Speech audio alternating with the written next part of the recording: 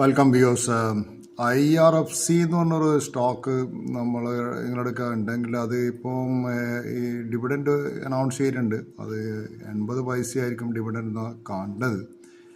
ഇപ്പോൾ IRFC നല്ലൊരു സ്റ്റോക്കാണ്, ആക്ച്വലി ഒരു ലോങ് ടേമിൽ ഹോൾഡ് ചെയ്യാൻ പറ്റുന്ന സ്റ്റോക്കാണ്. അത് ഏകദേശം ഒരു 200 രൂപ വരെ പോയിരുന്നു അതിൻ്റെ പീക്ക് ടൈമിൽ. അവിടുന്ന് കറക്റ്റ് ചെയ്ത് വന്നതായിരുന്നു. പക്ഷേ ഈ IRFCനെ കുറിച്ച് പറഞ്ഞപ്പോൾ എനിക്കൊന്ന് ഇന്ത്യൻ റെയിൽവേയിൽ വലിയൊരു ഇന്നോവേഷൻ കൊണ്ടുവന്ന ഒരു മിനിസ്റ്റർ എനിക്ക് ഓർമ്മയുണ്ട്, നമ്മുടെ ലല്ലു പ്രസാദ് യാദവ് ആയിരുന്നു. ലല്ലു പ്രസാദ് യാദവ് ഉള്ള സമയത്ത് വലിയൊരു പ്രശ്നം അയാൾ ഫേസ് ചെയ്യുന്ന വെച്ചാൽ റെയിൽവേ ലോസിലായിരുന്നു. കാരണം റെയിൽവേയിൽ ആ ഒരു ഫ്രൈറ്റ് റേറ്റ്സ് ഹൈ ആയതുകൊണ്ട് ആരും റെയിൽവേയിൽ ഗുഡ്സ് അയക്കാൻ ആ സമയത്ത് ഉണ്ടായിരുന്നില്ല. റെയിൽവേ ഫ്ലൈറ്റ്സ് വളരെ കുറവായിരുന്നു ആ സമയത്ത്. അപ്പോഴാണ് ഈ ലല്ലു പ്രസാദ് അയാൾ എന്താ പറയുക, ആ സമയത്തൊരു സ്ലോഗനൊക്കെ കൊണ്ടുവന്നത് ഹെവിയർ ഫാസ്റ്റർ ലോങ്ങർ, അങ്ങനെയുള്ള ഒരു റെയിൽവേനെ ഒരു സ്ലോഗൻ കൊണ്ടുവന്നു. എന്നിട്ട് ഈ ഫ്ലൈറ്റിൻ്റെ റേറ്റിന് അവർ ചില കോമഡിറ്റീസിൽ they lose the market share, ചില കോമഡിറ്റീസിൽ they making the market share.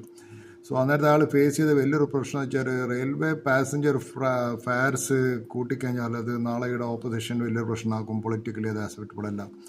അതുപോലെ ഫ്ലൈറ്റ് ചാർജ് ഇനിയും കൂട്ടിക്കഴിഞ്ഞാൽ flight charge companies railway flight use ചെയ്യില്ല. അപ്പോൾ അത് അയാളൊരു നല്ലൊരു സീനിയർ ഓഫീസറുണ്ട്, അയാളുടെ പേര് സുധീർ കുമാർ എന്നാണ് എൻ്റെ ഓർമ്മയിലാണ്. സുധീർ കുമാറാണ് ഇയാൾക്ക് സജഷൻ കൊടുത്തത്. നമ്മൾ എന്താ ചെയ്യുക വെച്ചാൽ ഈ carry more flight per train and increase the number of trains, അങ്ങനെയാണ് ഈ ട്രെയിനിൻ്റെ ഫ്ലൈറ്റ് അയാൾ കാണിച്ചൊരു ലാഭം ഉണ്ടാക്കിയത്. അത് വലിയൊരു സ്റ്റഡി, എനിക്കൊന്ന് US മാനേജ്മെൻറ്റ് ഇൻസ്റ്റിറ്റ്യൂട്ടിലൊക്കെ ഇതൊരു കേസ് സ്റ്റഡി ആയിരുന്നു എനിക്ക് തോന്നുന്നു. പിന്നെ അതും എനിക്ക് ഓർമ്മയുണ്ട്, ഈ ലല്ലു പ്രസാദ് യാദവിൻ്റെ സമയത്ത് നമുക്കൊക്കെ അന്ന് AC വന്ന സമയത്ത് AC ട്രാവൽ ചെയ്യാന്ന് വെച്ചാൽ വലിയ വലിയ ആൾക്കാരൊക്കെ ട്രാവൽ ചെയ്തു. പിന്നെ ആയിരുന്നു ഗരീബ് രഥ് എന്ന് പറഞ്ഞ ഒരു സംഭവം ഇയാൾ ഇൻട്രൊഡ്യൂസ് ചെയ്തു.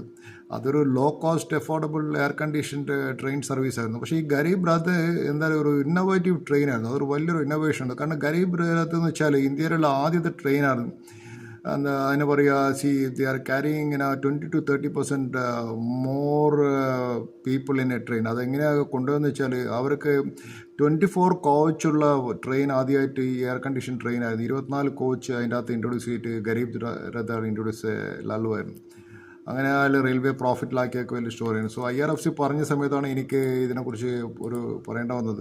ആൻഡ് അഗെയിൻ ഞാൻ വേറൊരു സ്റ്റോക്കാണ് റെയ്മണ്ടാണ്, ഞാനപ്പോൾ പറഞ്ഞു Raymond is a very cheap stock compare to the valuation. ഇന്നിപ്പോൾ അത് 1220 രൂപ വരെ പോയിരുന്നു.